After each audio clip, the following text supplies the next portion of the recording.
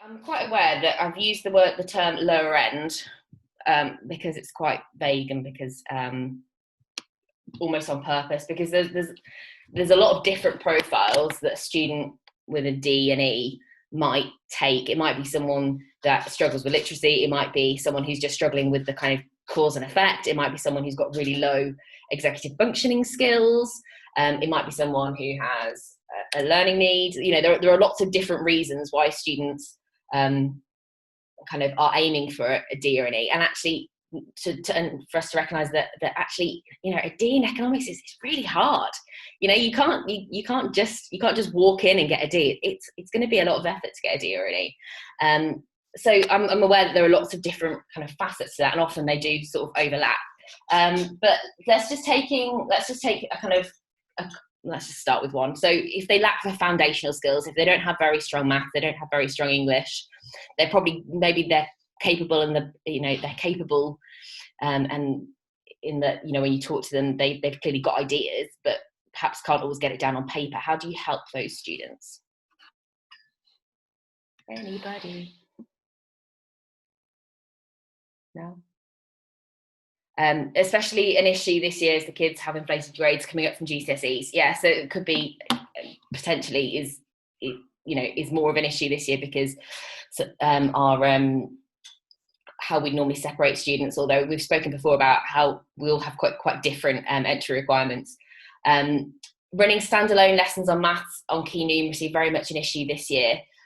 So you find it that they're just not as strong on things like, I don't know, percentages and stuff like that. Yeah, even things like percentage change. I think it's always a problem because I don't know how maths is taught at GCSE. But I don't know if they don't appear to be able to bring those skills to economics unless they're particularly good mathematicians. But I think I've noticed it's particularly a problem this year. I accept students onto economics with a 5 anyway.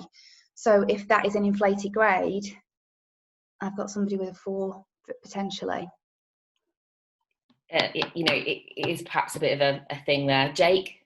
I was just going to say the one thing I can say I've made that maybe I was more equipped to make as a maths teacher instead of an originally economics teacher. I don't know how many of you have heard of variation theory, but it's a way of teaching maths where you're giving very, very, very similar questions. So I might do 3/4 plus a quarter, then 3 quarters plus 2 quarters, then 3 quarters plus 3 quarters, and then 3 quarters plus a fifth. So there's only one facet of the question changes each time. That was a really, really bad example, so forget that. My point is giving kids loads of repeat questions, so you're only changing one atom of it at a time, and then through that they're not just seeing them as separate questions, they're kind of learning different rules by comparing the questions as they go along, and kind of connected to that is training some kids to work backwards and forwards. So if I was teaching circles, so you've got the diameter, the radius, the circumference and the area,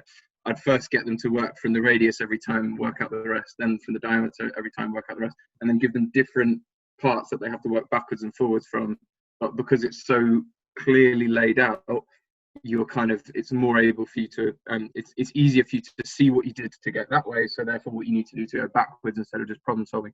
I've actually made some worksheets with all the elasticities. I think I didn't do XED because our spec it doesn't do that, but I'll share them somewhere because basically I worked up from there's a small amount of working percentage change, and then there's a load of stuff on training them to work better with the problem solving skills to work out the missing elasticity. So yeah, that sounds really helpful. We talked about minimally different questions in terms of diagrams a few months ago, but actually I think what we perhaps don't do in economics, I'm a former maths teacher as well, is that we don't do a lot of kind of just practice drill type thing, which I think is a problem.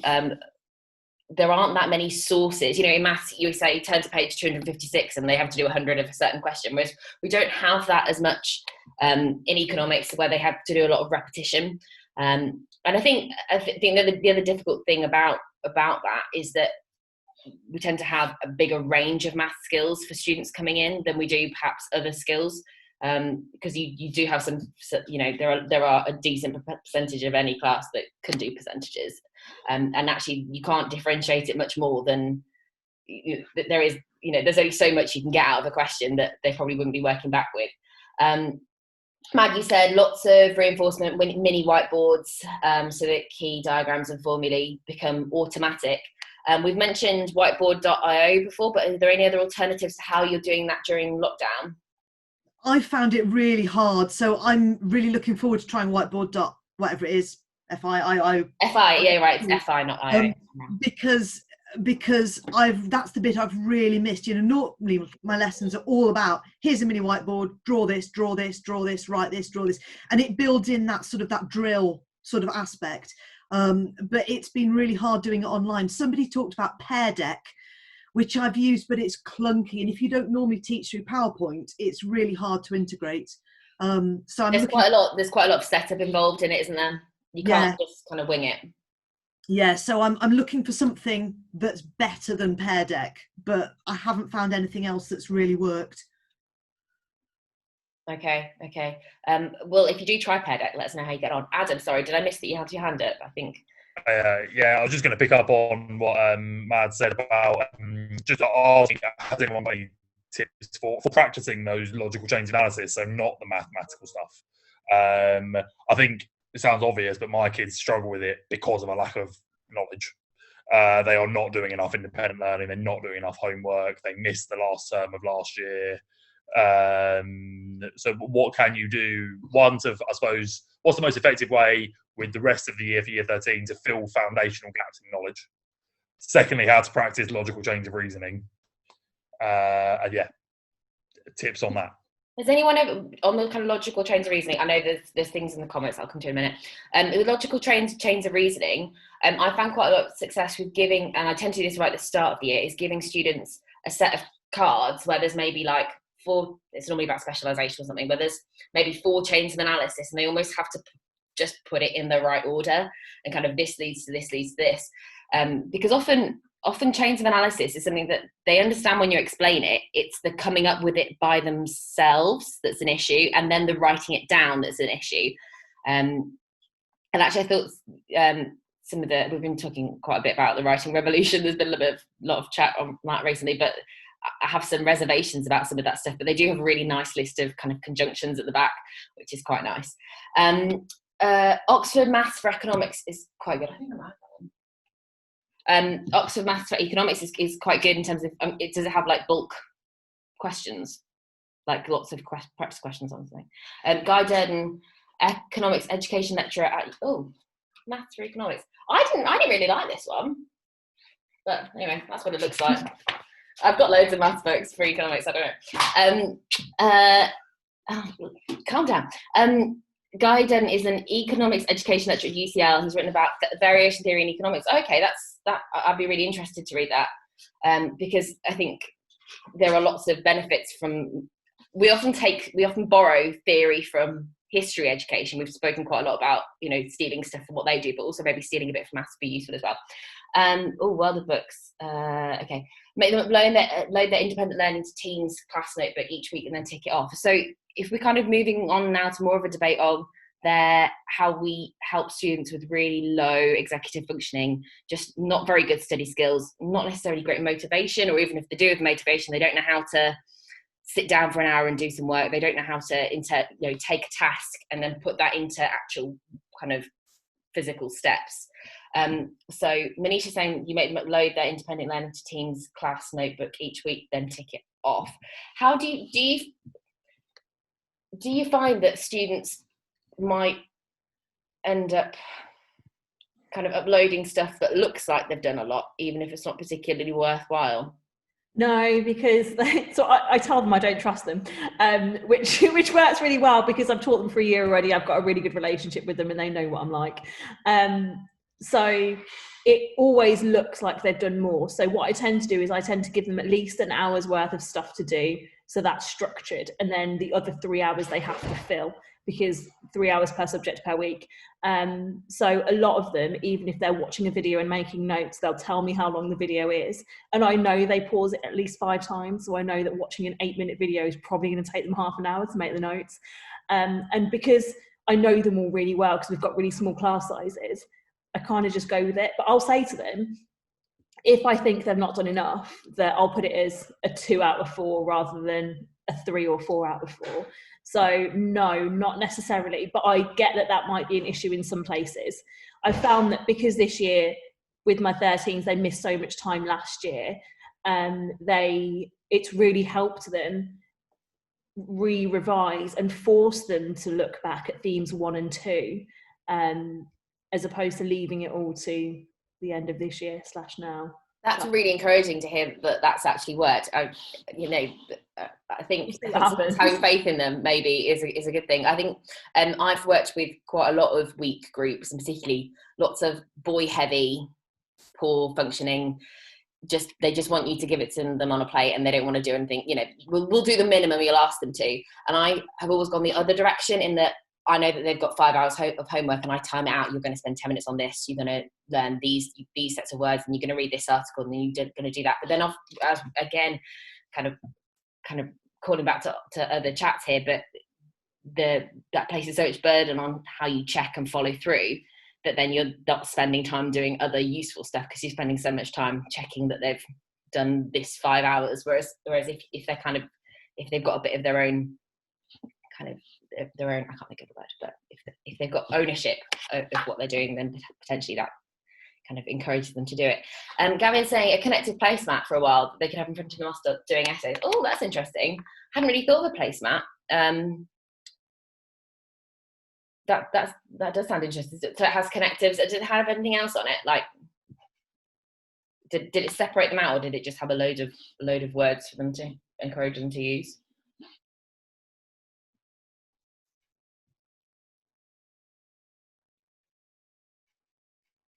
I can't tell if you're typing or not. There we go. Okay, I'll move on. Sometimes draw the start point and the finish point for a chain of analysis on the whiteboard, and then challenge them to build a logical, detailed chain between the two. Yeah, I think argument mapping and seeing it is really, really, really helpful. And being able to then, even if they put just one thing in the middle, you can then build it. Well, what comes before that? How does that lead to that? And how does that lead to that? Again, it's kind of that point that, for lots of students, I really like that dog, by the way. For lots of students, it's not that they don't understand how one thing leads to another. It's just that they don't think to write it all down, and they don't necessarily realise that the steps that they're putting are too big. Initially, they might think, well, I don't know how this causes this, but if you can get them to do one thing, if you can get them to have one step in between, then that gives you a lot more options, as like your questioning can change through that a bit more as well. Would you expect a weaker student to spend their time differently to a stronger student? So, for example, would you expect them to spend more time studying independently or less time? Would you expect them to spend more time on directed tasks, or more time on recall, or more time, I don't know, on literacy? Or would you expect everyone to spend their time roughly the same? If it was in a pie chart, they'd spend their time the same, but just come out with different results.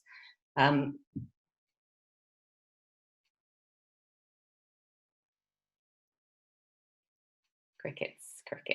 I'll go back to the chat while you're all thinking about that. Well, I personally try and encourage more recall and practice and first principles, that, especially when I'm thinking about sort of year 13s who've been struggling for a while or something, that the issue that they can't do what we're doing now in year 13 ultimately comes down to they still don't really get their supply and demand diagram right around, or whatever. Or, there's fundamental stuff at the root of it. So, back to square one, and lots of recall and practice if at all possible. And then, are you then, sorry, well, I have seen your hand. Are you then differentiating what you're setting? So, for example, if not setting. No, not like Manu says. It's more like you're not an adult, but you're pretty old now. You should know. You do not know this thing, do you? Go away and. Yeah, there's no point trying to write an essay on it if you don't actually know what it means. Yeah. Will, what were you?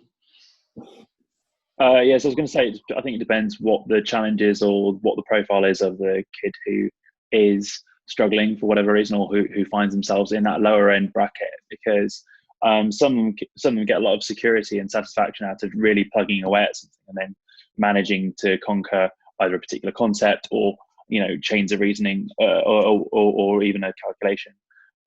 Whereas other ones, I think, you take what you can, and you realize that there are other challenges there that are sort of holding them back. And if they've spent an hour 1 week, then be grateful for it, and see what you can do. But yes, that's kind of a mixed bag, I guess. But yeah. So it's very much dependent. And so if you've got a class with several students with different profiles, how would you manage that? Well, weirdly, I think I find this more in politics, which I also teach, but I suppose it would be transferable. And I think that if they are, really engaged with the subject, but just occasionally don't put the right amount of analysis in to really explain why they've picked out a certain point from an extract or something like that, then usually it involves a bit more of my time. I'll just make some extra time so that they can still participate in discussions, but then we can still focus on those skills in writing. But other ones, I think, I just have to lean heavily on the pastoral teams to sort of make parents perhaps do their job too. That kind of links in, sorry, Jake, I've seen your hand, but that links into the point that you've just made about being sensitive at the moment, because it's easy to think, oh, you've got all this time, when actually, it's that everyone's been saying that everyone's in different boats, same storm, different boats, and that is going to be really difficult. And obviously it does depend on your kind of setting, because in some settings they will have lots of time, but in other settings it might not, and also you don't always know what else is going on. Jake, did you have something to add? Just in terms of who has to put more time in. My old economics teacher, and I've taken that. He did these points tests, so it was just 1 mark questions, pass or fail. Some of different sizes, but it's just a 1 mark. You either get it or you don't. And it's recite this perfect definition, draw this diagram perfectly with no labels missing, answer this comprehension question without identify which of these examples is a correcter example of opportunity cost or whatever, and then just a series of those. And sometimes there was 20 of them, and sometimes there'd be 100, and they were just called points tests. And if you got less than 80%, you had to revise and resit in your own lunchtime and do it again and again until you got it right. And that just meant we all worked hard to revise. And I suppose in that instance, it's the onus is on the kid. If you do enough work the first time, you won't have to come in and do more. And that is for, maybe there's an argument of, if you want to get a C and you're not making it, you're going to have to work. Sorry. Yeah, we still have C's. Not 9 to 1. If you want to get a C, you're going to have to work for it. If you want to push an A to an A star, you're going to have to really work for it. And maybe the Bs can afford to coast a little bit, something like that. I can see some faces, but that's very, very similar to what I do. I think my pass mark is much lower. My pass mark is 40%, but that if they don't get it, they have to come in with me and retest. And if they don't get it when they retest, I sit with them and teach them how to revise. But I think if you have high expectations, you have to offer high support. And so I often give students a list of, I'm going to ask 10 of these questions. Here are 30 questions. I'm going to ask you 10 of them. So we have knowledge organisers, so I'm only asking, some of it is, a bit of it is comprehension. Most of it is you have to remember this definition. You have to know this diagram, which I've given you a picture of. And then if after the first time that I've marked the paper, I give them the worked solutions, like the perfect answers that I've copied out. I'm like, you just have to remember this. Just come back knowing these facts. Because as you were saying before, a lot of them do get it but can't replicate it. It's meaner and harder to force to maybe be punishing the kids that can't make a good essay, and that's where you need to give them a lot of support. But just for the basic remembering the stuff you've already taught them. So yeah, I know you were saying lower pass rate. I kind of said it was going to be 80, and then even my kids who work really hard weren't getting 80. So I just arbitrarily drew a line so that the lazy third were having to research. And I think as well, sometimes giving them lots of ways to lots of ways that they, like you gave them the answers. I have Quizlet sets, but Mads, you just mentioned Carousel Learn.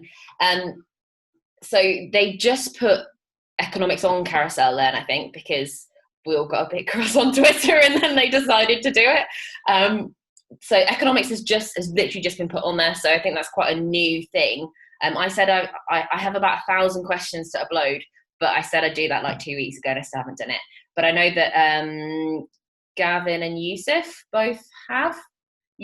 So Gavin said use the original retrieval roulette as a starter, and someone else does that as well, Mr. Herbert maybe. Slowly uploading questions. Have you had it? Has anyone actually used the carousel? I know we've talked about it a lot, but has anyone used it? I realised that they only put economics on like last week, but anyone used it since then?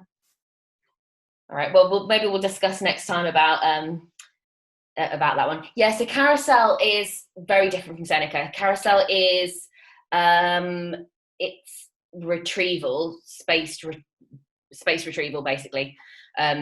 So I think it basically just comes up with a question, and if you get it wrong, it'll add that in more, and it works out like how often you should be doing it, which is quite similar to a retrieval roulette. The retrieval roulette is a Excel spreadsheet that kind of pops up, but the interface is a bit messy. I do have a retrieval roulette of like 1,000 questions that I'll upload in case you want to have a look at it. And there's also a version that it puts into games as well. It puts it into like, what's the one with the hexagons? Anyone? We have to get from like one side to the other or top to bottom? Blockbusters. Yeah, Blockbuster. Yeah, it gives you a Blockbuster or 4 in a row or whatever. Carousel is free at the minute because it's only been kind of sorted out in the last like few months. I think it's an Adam Boxer thing. I want to say I might have lied about that. But if anyone has any experiences with that, do let us know. That'd be useful to discuss maybe next time. So I think from that we've basically discussed that the basic recall is a really, really big deal for them, but also to bear in mind that their study skills aren't as good, so we perhaps need to kind of compensate for that. We haven't really talked about evaluation for weaker students, but perhaps we'll discuss that another time, because I'm just keeping an eye on the time. So perhaps if we put off evaluation for weaker students to another chat. Yusuf is the man when it comes to carousel, but he's got some stuff on it.